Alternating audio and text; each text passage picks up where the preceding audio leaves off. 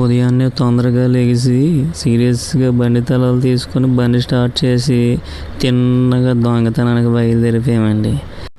ఏదో డబ్బులు గోల్డ్ అనుకున్నారు, అదేం కాదండి బాబు. ఉగాది అని చెప్పేసి మామిడికాయలుని మామిడాకులు దొంగతనం చేయడానికి వెళ్ళాము. ఈరోజు ఉగాది కదండి, డబ్బులు గోల్డ్ కన్నా మామిడికాయలు మామిడాకులకే చాలా వాల్యూ. అందుకని సీక్రెట్గా దొంగతనం చేయడానికి సీరియస్గా బయలుదేరిపోయి వెళ్ళిపోయాము. అక్కడికి వెళ్ళి వచ్చేసాం మామిడాకులు మామిడికాయలని. మా అమ్మలకు ఉండదు మరి, అంతా కష్టపడి తెస్తే ఆ ఆకుల మీద కాయల మీద పిచ్చి పిచ్చి ముగ్గులన్నీ వేసిందండి.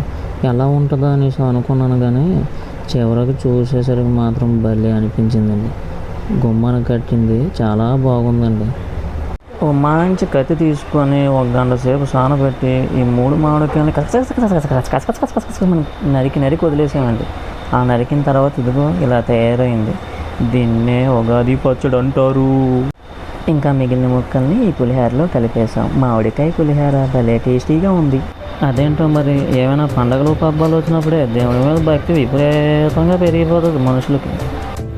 అందుకనేమో ఎంత నీట్గా డెకరేట్ చేసేస్తారు పండగలు వచ్చేసరికి. మా బుడతలు ఇద్దరు భలే రెడీ అయ్యారండి ఈరోజు. చూస్తుంటే నాది ఇష్టే తగిలేసేటట్టు ఉంది.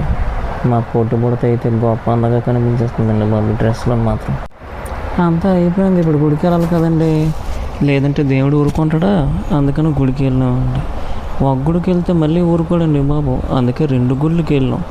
ఇదిగో ఈ గుడికి వెళ్ళాం, ఇక్కడ దర్శనం అయిపోయింది, అంతా బాగా అయిపోయింది. ఇదంతా అయిపోయిన తర్వాత కాసేపు అక్కడ అలాగా ఆడుకొని తర్వాత మళ్ళీ వేరే గుడికి వెళ్ళాం, శివాలయానికి. ఇక్కడ చూస్తే గుళ్ళో ఒక మనిషి కూడా కనిపించలేదు, ఖాళీగా ప్రశాంతంగా ఉంది. అలా వెళ్ళి ఇలా దర్శనం చేసుకుని అలా ఇంటికి వచ్చేసాం. అంత కష్టపడి తిరిగిన తర్వాత ఆకలి బాగా వేసింది, అందుకని ఇంటికి వచ్చి పట్టాము.